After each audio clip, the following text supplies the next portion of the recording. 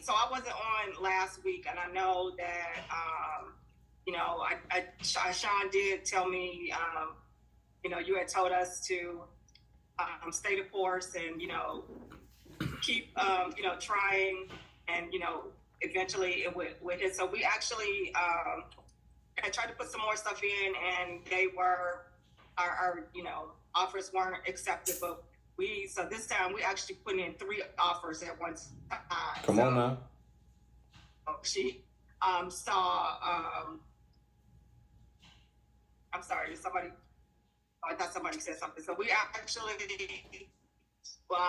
saw 3 houses that last night, and we were talking with the realtor, and she's supposed to be getting the contracts over to us, so we can put those in. And like I said, we're doing 3 at one time. So nice. And we have been, and we're actually putting them in without going to see them.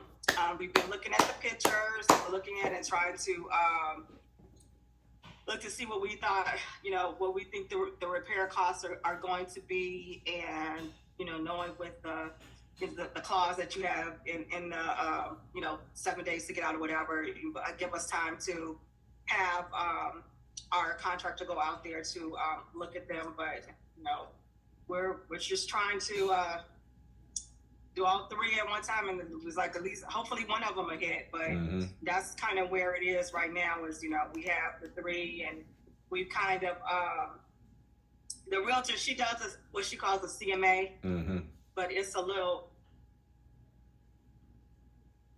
described for us to do it. So we actually Redfin actually we've been kind of like checking her CMAs or her comps by going on there, because I like the way they do it. We can put it in, and then you go down to the bottom, and it'll actually give you comps. It'll give you like the ones that are in the area that are similar, that sold. So we've been looking at that, as well as pulling up some that are on the same block or whatever, that are still, that are actually active, and some of them are before they've been rehab. And so we're looking at that to make a judgment on, the price that we should be offering on, when we put in the contract. So that's kind of what we do. We were on the phone yesterday for about an hour and a half, maybe longer, looking at that, and then, checking it, comparing it against what the realtor had, and, then telling her, these are the ones that we want you to put a contract on. So. Right. We're trying to stay the course and follow instructions. Yeah. So y'all doing better than trying. Y'all actually are staying the course. Like, let's be clear, right? So I got a lot of commentary on this one, Twana. I guess I'll ask LaShawn when she joins exactly what happened from the 3 specific take. Oh, she's joining right now. Look at that. So, LaShawn, I'll let you come in and catch your breath while I finish with Twana. But because LaShawn had 2 specific deals, and we talked about 2 different things that needed to happen for each one of those deals. One was an off-market pocket deal with a guy. Another one was a deal that was sent to her moments before the call, and she needed to get comps from the agent. Okay. So I don't know where that ended up. I'll find that out when I speak with her. But to that point, though, let me just ask you a question. Do you think that it's in your best interest and or fair to you that you ask your agent for comps, they send you a blanketed CMA that's 60 pages long, and then you still got to go and validate their work? Do you think that that's the most effective way for y'all to get to the goal? No, I mean, it's not a 60 pages. I mean, she sends us comps, but sometimes they're not, like when you were saying, like in the 1 mile radius or something like that. So that's why we're looking at the maps, and we're just kind of, validating the work that, that she sent over. And just, I mean, sometimes the information is not as accurate. So we're just trying to, okay, I'm going around and around. So to answer your question, no, it's not. But we're doing it. So I already know that if this was at AWS, you wouldn't be doing double duty.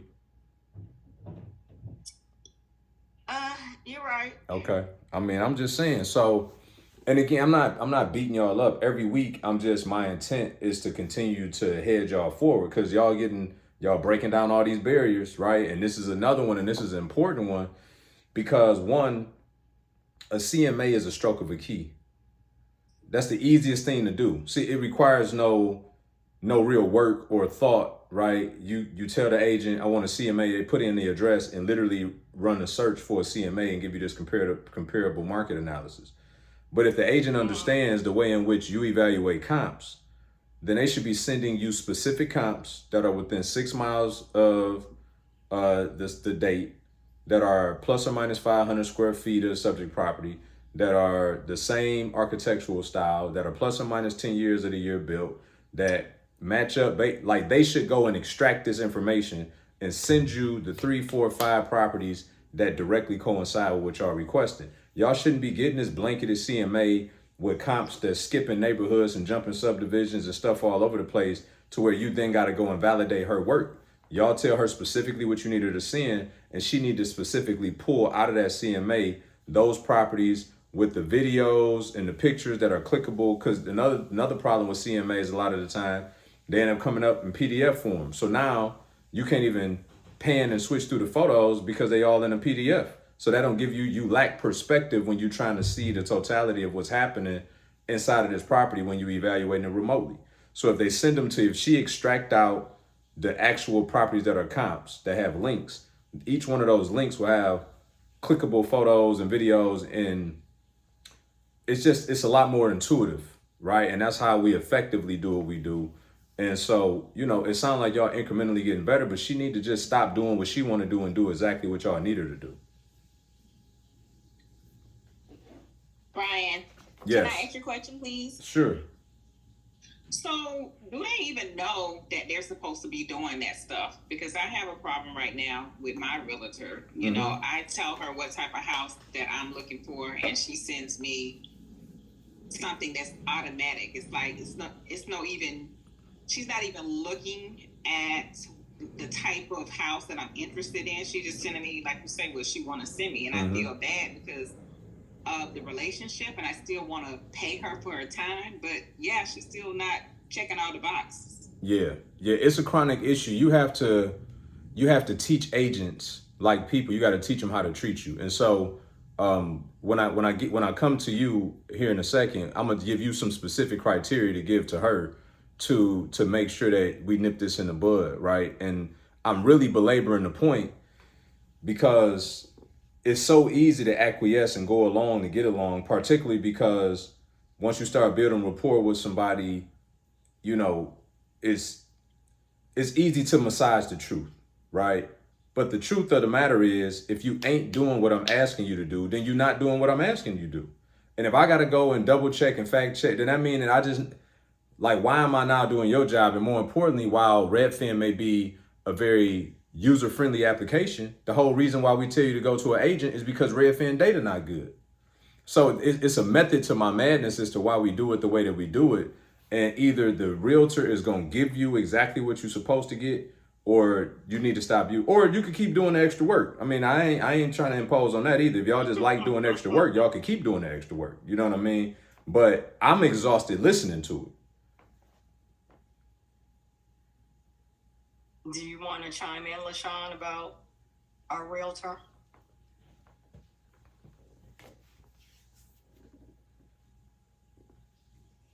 No, I don't have anything else to say about our realtor. Okay. Okay. So that's where we are, Brian. We have the 3 offers that we were putting in tonight. Okay. And I know you said that you wanted to ask LaShawn about the ones that you all talked about last week. Yeah. So, but answer me this though. Am I tripping? I just want to make sure. No. Okay. No. Okay. No, you are not tripping. But I would say this. Some of it all is self-inflicted, okay? Because I did have multiple conversations with her around the criteria that we were looking for. When we went through your class before this, you were saying how you teach something that realtors are not accustomed to. Mm-hmm. So for me, it is a situation where just working with the relationship, because it's the most solid relationship that we have, but I am bringing her along with slowly changing that mindset, because the initial conversation that I had with her when she sent me the first CMA and I kind of tore it up, I was like, this is all over the board. You're giving me these properties that are more than a 1 mile radius, you know, it's crossing major streets. It's not like for like, you know, like I went down the thing and she was like, well, you know, Shawnee, you know, I don't feel like I'm doing my job. You know, it's like the whole script that they have around giving you the average of all of the properties that were sold in that area. So yes, right now it is a little bit much, but the one thing that I will say, it is coming to an end, but it has made my eyes sharper at evaluating the properties. So while yes, I put in a lot of work on the front end, it's a method to the madness on the back end for me, because when I cut her, I just feel like I'll be much more stronger, because now when Tawana and I are looking at properties, my wheels are turning. I'm evaluating and, backing into the numbers without even really getting her ARV. So when Tawana says we're kind of fact checking her, yes and no. Some of the stuff that we're looking at on Redfin, looking at the pictures, because we can't look at it in her CMA. She has them in there, but we like to see the pictures following your rules, because we want to see the like for like. We want to see the rehab property to see what we need to compete with. So when we are meeting with our construction team, we're saying, hey, this is the type of house that we are trying to match up to. But the one good thing about her CMA, I like to see the detailed report, how long a property has sat on the market, how long did it take them to sell that property? So some of those things I like looking into. Yes, when we get her on the phone, we do grill her on that, but I don't know, it's just different other metrics when I'm thinking about end game that I like to look at in evaluating when we're trying to figure out our spread and our holding costs and stuff like that. For sure. That is the one valuable thing that I do find in her CMA. For sure. No, everything you said was warranted and noted. The thing is, if she actually give it to you the way that I instructed, each one of those listings will have a listing ticket. And inside of that listing ticket will not only be the photos, will be the days on market, it'll be the listing date, the sold date, the list price versus sales price. It'll have everything. You know what I'm saying? I ain't confused. So everything that you think you're getting in the CMA will actually be in each individual listing if she send it to you the way she's supposed to. And so, and while I'm going heavy on one end, I applaud y'all on the other, because y'all are working around it and not making excuses. You know what I mean? I'm sensitive to everything that y'all tell me. Both of y'all lack wasted time, right? Not that anybody got time to waste, but even more importantly, in y'all context, you don't. And so I'm trying to just get y'all to keep pushing so that, cause y'all trying to go. Like there was a time where y'all was still in the garage trying to figure out how to start the car. You know what I'm saying? Like, let's be honest. Y'all burning rubber. You know what I'm saying? Y'all trying to figure out how to do tricks now. So it's important that the people around you, that they're doing those things, because, to Vivian's point a minute ago about paying the lady, this lady gonna make her 3% commission regardless of what happened, right? So it's at least just get me to help you, get me the viable information that I need so I can effectively go through these deals and make sure I'm making the right offers, because at the end of the day, this is another problem. A buyer agent has a vested interest in you buying something. Yeah. So however the data is represented, is she giving you a CMA that may misrepresent what the ARV is? And if y'all eyes aren't sharp enough to catch it, which they are now, But if they weren't, you can make a bad purchase on the front end by thinking that your ARV is way over here and is way down here from her giving you the wrong data, right? So for me, you want to collect a check, you got to be held accountable around me, period. You know, and so I get everything that you said, though. It's all warranted. I love y'all. I'm just telling you that I just hate lazy agents. And I definitely hate the ones that refuse to be open-minded enough that if I'm telling you what you're getting me, while it may be right in your world, is wrong in mine, and I'm the client and I'm the one trying to put a check in your pocket, we got a huge problem. So for me, I will take ownership of that because I haven't been as stern as I need to be with her just because of the relationship. And right now, you know, she got just a lot on her plate. And I guess maybe I'm extending way too much grace, but I do believe in that, you know, just like some personal things that she has going on. But Yeah. Duly noted, we'll definitely revisit the conversation with her again on exactly what she needs to provide to us. I've been way too soft on that front, but I wanted to give you the answer to the property. So we did put in a contract last week on the one deal that I was talking about. We did get beat out on that one. Okay. The other one with the investor. So I don't know if it's being bougie or what, but so was supposed to go see the property, Brian. Man, I don't even know what that even mean, man. I'm like, let me put my seatbelt on over here. She said, I don't know if this bougie or not. What kind of conversation is we having right now? So needless to say, you know, I did ask her to go take the pictures for me, but I wanted to meet the investor. So for me, it's about developing that relationship. I'm looking beyond this one. I'm looking at other properties that he has. So that was what I was trying to do. But I had to turn around because the investor called and he had not gone to his property in a while.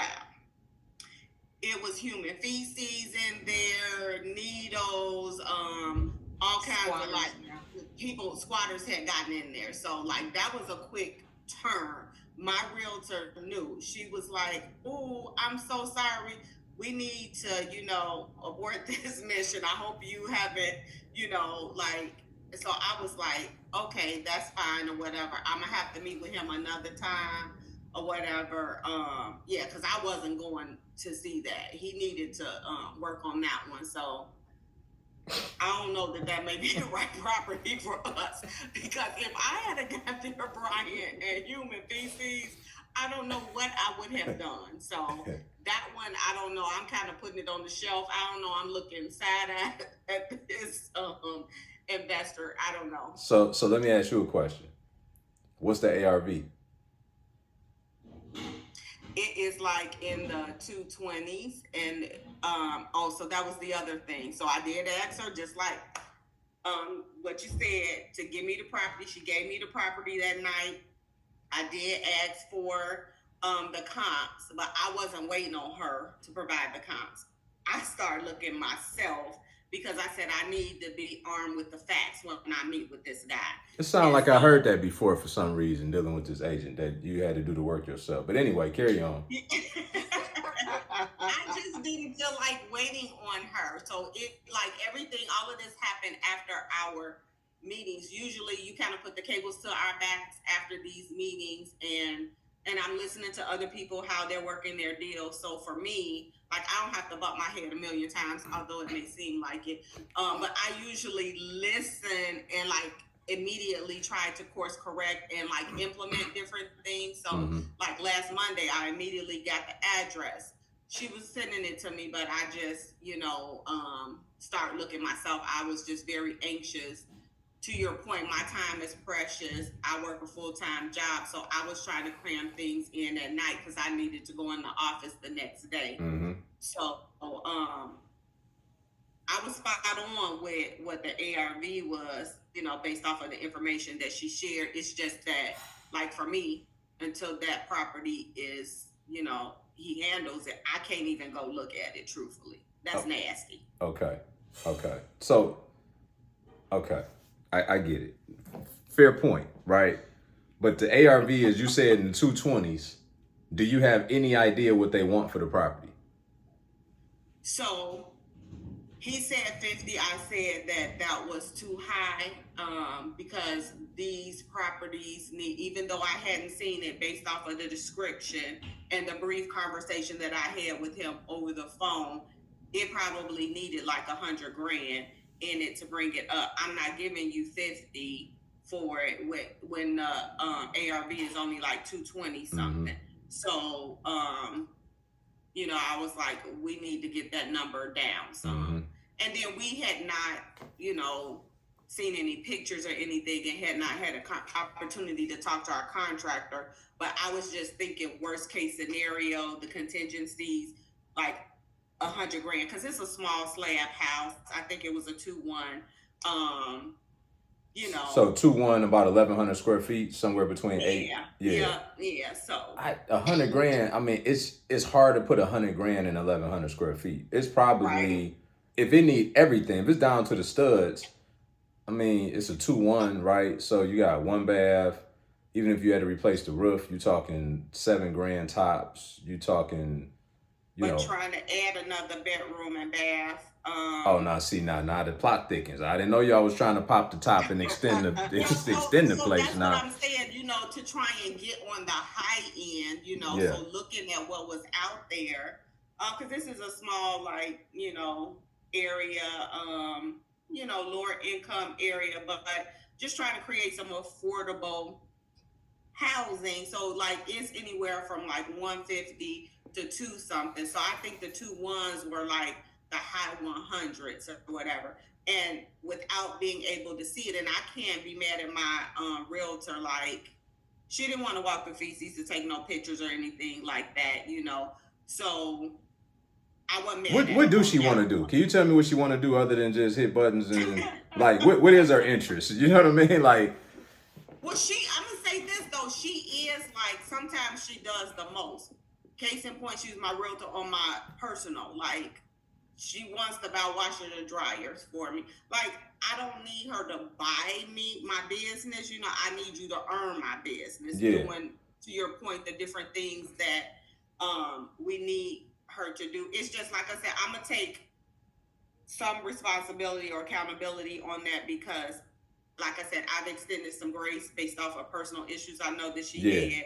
And so, but I have let it go on way too long. Can I ask you something real quick? How effective is she on the retail side for you? Oh, very. Let her just do that. I highly recommend, because this was gonna happen. I'm telling you, she's gonna continue to stink it up on the investing side, and then it's gonna cannibalize the whole relationship. If she really, you think, is helping you to find your primary residence, which is more important than any of this we talking about, just use her for that. Go find somebody else to do the investment. I already found that. Like, no, I was just saying, like, she's very effective because she's a lender and a realtor. So she does home buyer seminars and stuff like that. So that's why she's attractive to a lot of the investors, because she has a lot of buyers, you know, people that are going through her company that are looking for homes. And some of the areas that we are trying to invest in, like, you have to live in the city of Chicago, like city workers and stuff like that. So some of the areas, just the clientele that she tries to get is optimal for the areas that we're trying to invest in. That was kind of like why I've entertained it as long as I have, just looking at some of those aspects. She really is a buyer's agent. Yeah, but that ain't what I'm saying though. What I'm saying is, if she actually is getting you what you need with respects to the retail side, which is for your primary residence, right? Her deficiencies as an investor agent are going to outweigh that here soon. And then what's going to happen is, then the whole relationship is going to be a wash. So I'm saying, just let her focus on the investment side, because what you're saying, see, we can't mistaken like the accoutrements of business, right? The accoutrements is all of the peripheral stuff that's happening. Everything you just mentioned about her having access to buyers that's in the demographic of the properties that you would be flipping, means nothing because she can't help y'all find the property to buy. So y'all having two different, you follow what I'm saying though? Like we gotta look at the brick that's in front of us. She is inhibiting you on getting the property that you need to buy to even invest in. So what she got after the fact is immaterial. It don't mean nothing. But watch this. If you get somebody that can then help you to find the investment that you need and you maintain a relationship with her on the retail side, then if and when that time comes that you're ready to deploy one of y'all investments and list it and sell it, if then the relationship is still intact because she helped you buy the thing that she made the most commission on anyway of the two scenarios, then you still got her on the back end if it come to that. But we can't, one of the worst things we could do is allow people to hold us hostage in our business. And whether that's self-inflicted or not, the fact of the matter remains, and all them carrots that be dangled and all that accoutrements, it don't mean nothing. Like, is she helping me get closer to the goal, or is she an impediment to me getting to the goal? And everything I done heard, and I ain't never met the lady, have been impediments.